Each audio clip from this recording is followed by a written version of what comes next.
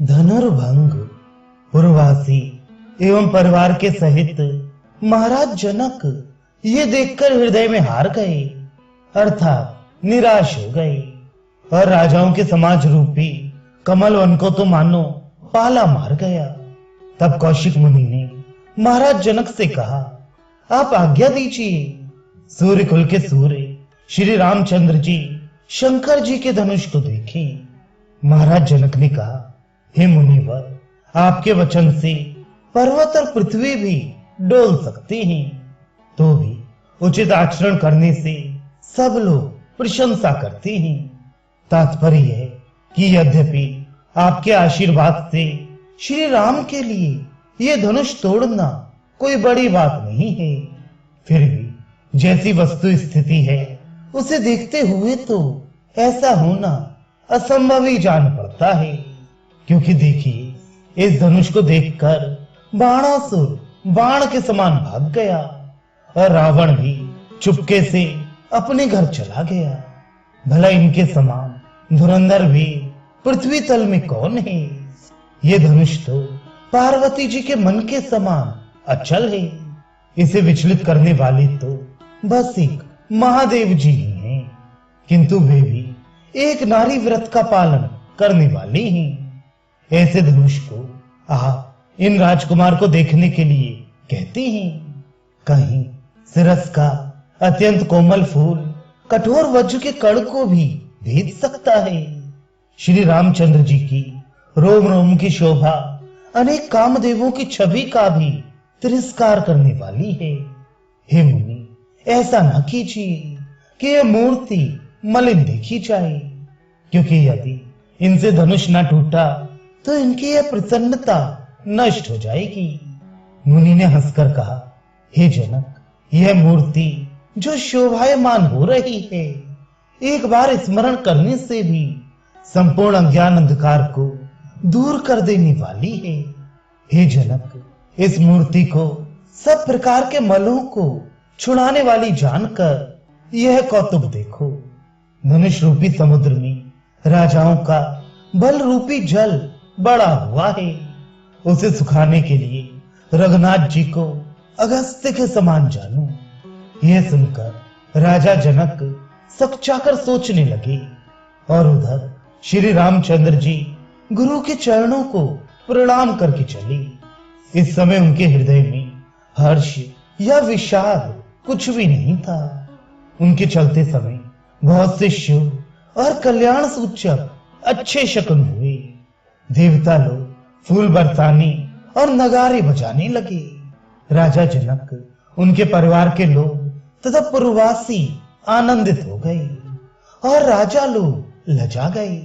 लक्ष्मण जी पृथ्वी और शेष आदि से बल बढ़ाने के लिए कहते हैं, क्योंकि अब शीघ्र ही श्री रामचंद्र जी शिव जी के धनुष को चढ़ाना चाहते हैं।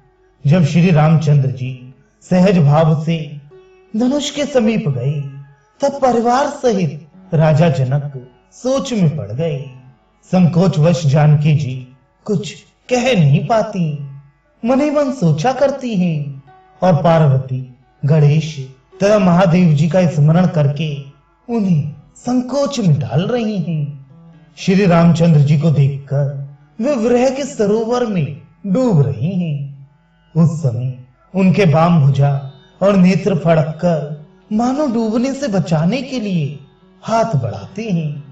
इस प्रकार शकुन के बल से कुछ धीरज धरती हैं, परंतु वह स्थिर नहीं रहता। वे सोचने लगती हैं, वर तो किशोरावस्था के हैं और धनुष विकराल है। इस समय विधाता भी अनुकूल नहीं है। अंतर्यामी श्री रामचंद्र जी ने जानकी जी का सारा मर्म जान लिया, अर्थात वे श्री जानकी जी के मन का दुख समझ गए। बस उन्होंने कौतुक से ही धनुष को चढ़ाकर कान तक तान लिया। श्री जानकी जी के प्रेम को परख कर श्री रामचंद्र जी ने धनुष को उसी प्रकार तोड़ दिया जैसे कोई सिंह का बच्चा बड़े भारी हाथी को मार डाले। धनुष को जब तोड़ा गया तब उसका ऐसा घोर गर्जन हुआ कि उसे सुनकर पृथ्वी और पर्वत डगमगा गए।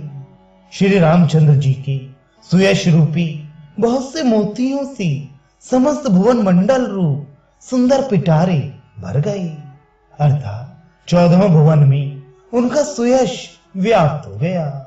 इससे मित्र लोग आनंदित हुए और शत्रुओं का मुख रुआसा हो गया। उस समय की धनुष यज्ञ की छवि को कवि इस प्रकार वर्णन करता है कि प्रातः काल चकवा चकवी कुमुदनी और सघन कमल वन से युक्त तालाब की जैसी शोभा होती है, वैसी ही उस यज्ञ की हुई। भाव यह कि शत्रु लोग तो चकोर और कुमुदनियों के समान निस्तेज हो गए और सत्पुरुष चकवा चकवी एवं कमल वन के समान प्रफुल्लित हो गए।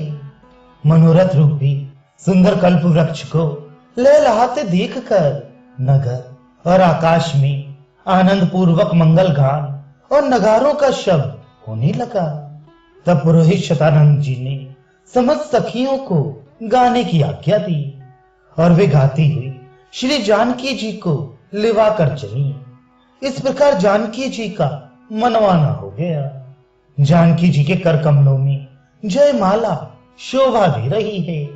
भला ऐसा कौन कवि है जो उस अतुलित छवि का वर्णन कर सके। जानकी जी प्रेम और संकोचवश प्रियतम की ओर देखती हैं, मानो वायु कल्पलता को कल्प वृक्ष की ओर घुमा रहा है।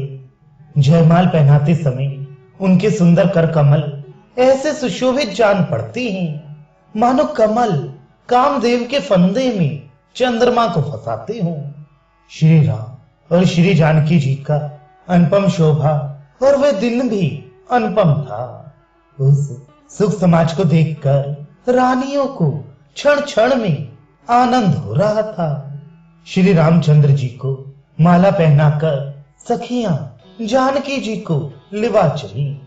वे ऐसी प्रफुल्लित हो रही हैं जैसे चंद्रमा के उदय होने से कुमुदनी की कलियां खिल उठती हैं। देवता लोग आनंदित होकर जय जयकार करते हुए फूल बरसाते हैं। उस समय सारे भुवन सुख और स्नेह से भर गए और श्री रामचंद्र जी गुरु के पास गए।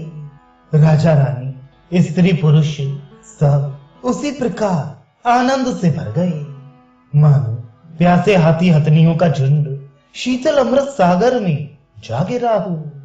कौशिक मुनि की पूजा और प्रशंसा करके उनकी आज्ञा पा राजा सुखी हुए तथा लग्न लिखकर तिलक की सामग्री सजा अपने कुल गुरु शतानंद जी को अयोध्या भेजा। राजा ने गुड़ी लोगों को बुलाकर मंडप छाने की आज्ञा दी। सुहागनी लड़कियां गीत गाने लगी और बधावा बजने लगा। श्री रामचंद्र जी और जानकी जी के लिए वे गौरी और गणेश की पूजा करती हैं। इस प्रकार सभी परिवार के लोगों एवं पुरजनों के सहित राजा को परम आनंद हो रहा है। पहले हरिद्रा वंदन करके अर्थात हल्दी चढ़ाकर मंगल गान करती हैं और कुल की रीत करके कलश स्थापन कर तेल चढ़ाती हैं।